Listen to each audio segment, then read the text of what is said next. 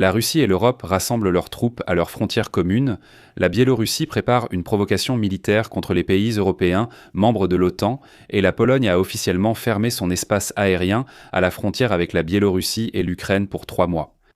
Dans le même temps, les services de renseignement lituaniens rapportent que la Russie déploie activement une unité militaire à la frontière avec l'OTAN, ce qui pourrait indiquer une préparation à une provocation militaire. D'autres experts rappellent que, la veille, de nombreux hommes ont été convoqués en Biélorussie pour des rassemblements militaires d'urgence. Et dans ce contexte, de plus en plus de déclarations apparaissent selon lesquelles la Russie prépare une nouvelle provocation militaire contre l'Europe. Et l'Europe y est prête. C'est pourquoi nous pourrions être témoins d'une attaque de la Russie contre l'Europe dans les prochains jours ou semaines. Eh bien, dans cette émission, je propose tout de même d'analyser ce qui a réellement été déclaré dans le renseignement lituanien et pourquoi la Pologne ferme son espace aérien pendant 3 mois. Que signifie vraiment la phrase « fermer l'espace aérien pendant 3 mois » ? Est-ce vraiment une préparation à la guerre, ou bien l'espace médiatique est-il simplement tellement surchauffé que de telles déclarations amènent à conclure que, par exemple, une guerre va bientôt commencer dans la région de Suwałki ? Essayons maintenant d'analyser calmement toute cette situation. Je m'appelle Alexei Pesci. Discutons ensemble de ce sujet, mais avant de commencer, je vous demande de vous abonner à cette chaîne, de liker cette vidéo et de laisser n'importe quel commentaire sous cette vidéo. C'est pour que les algorithmes de YouTube recommandent cet épisode au plus grand nombre de spectateurs possible. Et abonnez-vous s'il vous plaît à ma chaîne Telegram Pesci News, le lien se trouve dans la description de cette vidéo. Là-bas, nous publions des actualités en temps réel dès qu'elles arrivent. Donc, la Russie rassemble des troupes à la frontière avec la Norvège. En parallèle, elle acquiert de l'expérience de combat en Ukraine et pourrait à l'avenir utiliser ses forces dans un conflit avec l'Alliance. C'est ce que révèle l'évaluation annuelle des menaces à la sécurité des services de renseignement lituaniens rapportée par Reuters.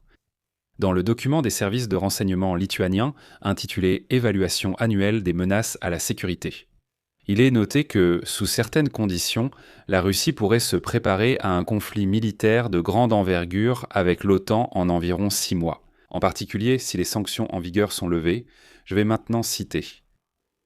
La Russie créera probablement non seulement une armée de 30 à 50% plus grande qu'avant la guerre, mais aussi relativement moderne. Les réserves stratégiques d'armes et de munitions seront entièrement reconstituées. Les objectifs clés de Moscou restent de modifier l'équilibre des forces en Europe en sa faveur et de soumettre complètement l'Ukraine. Le document souligne également la croissance des capacités de l'industrie de défense russe. Selon les renseignements lituaniens, la production militaire a été étendue avec le soutien de la Chine, ce qui a permis à la Russie de réduire sa dépendance vis-à-vis des technologies occidentales. Après la fin de la guerre, un éventuel excédent d'armement, comme le souligne le rapport, pourrait avoir des conséquences pour la sécurité mondiale. La Lituanie, qui partage des frontières avec la Russie et son allié le plus proche, la Biélorussie, fait partie de l'OTAN et de l'Union européenne. Et elle était considérée comme égale. Elle est l'un des soutiens les plus constants de l'Ukraine et des critiques les plus virulents de la politique russe.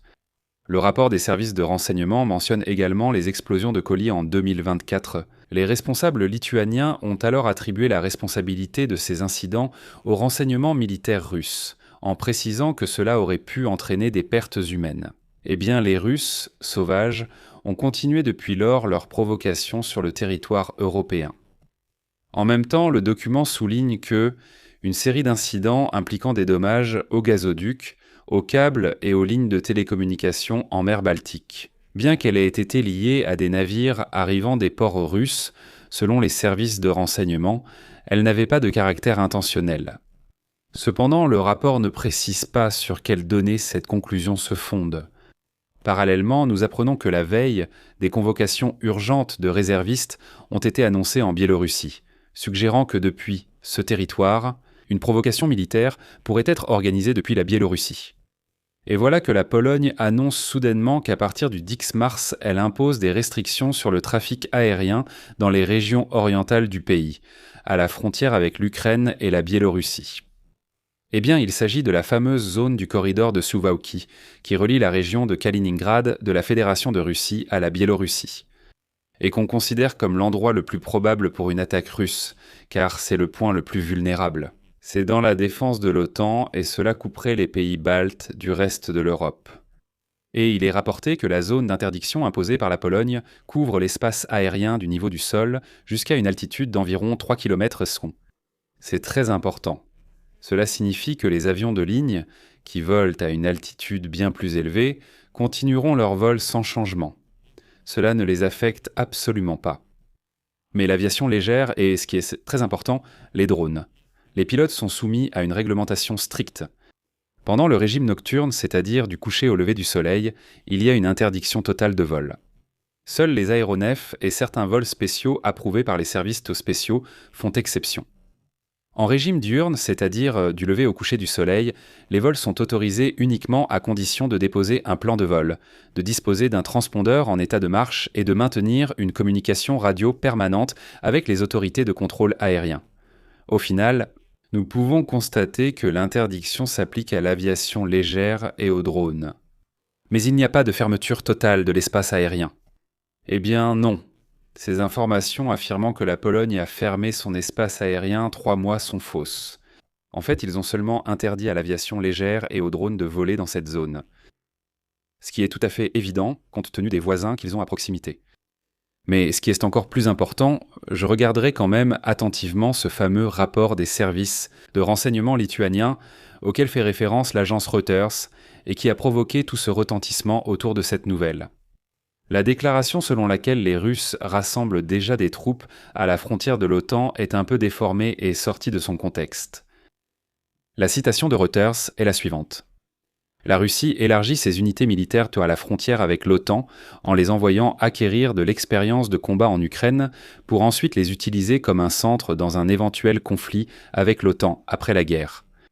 Donc il ne s'agit pas d'un déploiement à l'heure actuelle. Il s'agit de plans globaux. Acquérir de l'expérience en Ukraine pour un conflit avec l'OTAN, puis transférer ses troupes à la frontière de l'Alliance. Encore une fois, Reuters cite des extraits du rapport annuel des services de renseignement lituaniens. Il ne s'agit pas d'une information urgente ni d'un déploiement de troupes constaté actuellement par le renseignement. C'est une évaluation générale. C'est une évaluation sécuritaire menée par les services de renseignement. Autrement dit, chaque année, il publiait un tel rapport. Ce n'est pas comme s'il venait de constater quelque chose et que le renseignement en faisait immédiatement rapport. Nous venons tout juste de constater. Non. Plus loin dans le rapport, il est indiqué, je cite, « Si les sanctions sont levées, la Russie sera prête à un conflit militaire de grande ampleur avec l'OTAN dans un délai de 6 ans. » Encore une fois, il ne s'agit pas du moment présent, mais d'un scénario hypothétique dans 6 ans. Donc, nous le notons. À l'heure actuelle, il n'y a pas de déploiement massif de troupes. Mais ce à quoi il faut vraiment prêter attention dans le rapport, c'est la citation selon laquelle la Russie veut augmenter son armée de 30 à 50%. Ça, c'est vrai. En ce qui concerne le personnel, c'est vraiment le cas. D'ailleurs, leur nombre augmente assez rapidement.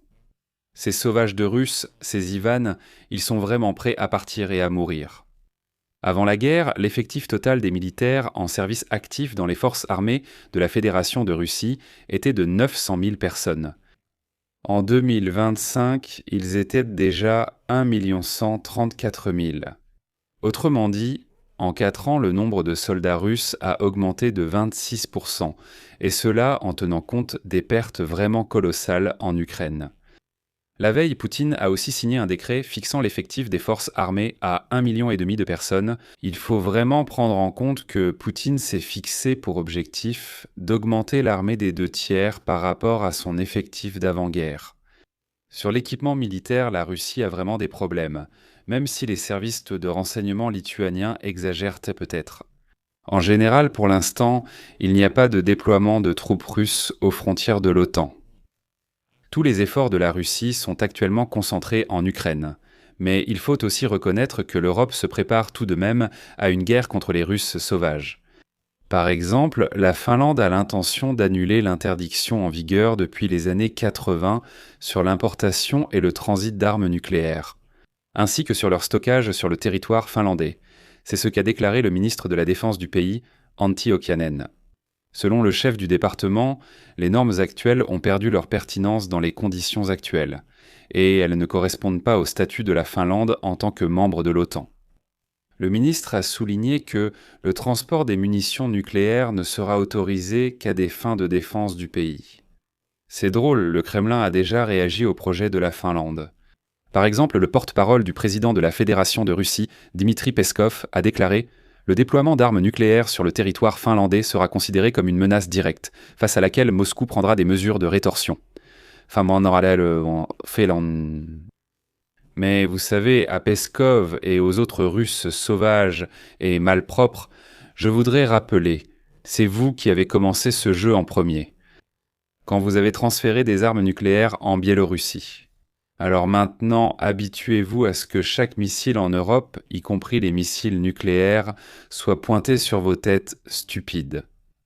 Je vais m'arrêter ici. Donnez votre avis et vos conclusions dans les commentaires sous cette vidéo. Abonnez-vous à la chaîne, cliquez sur la cloche et n'oubliez pas de mettre un like.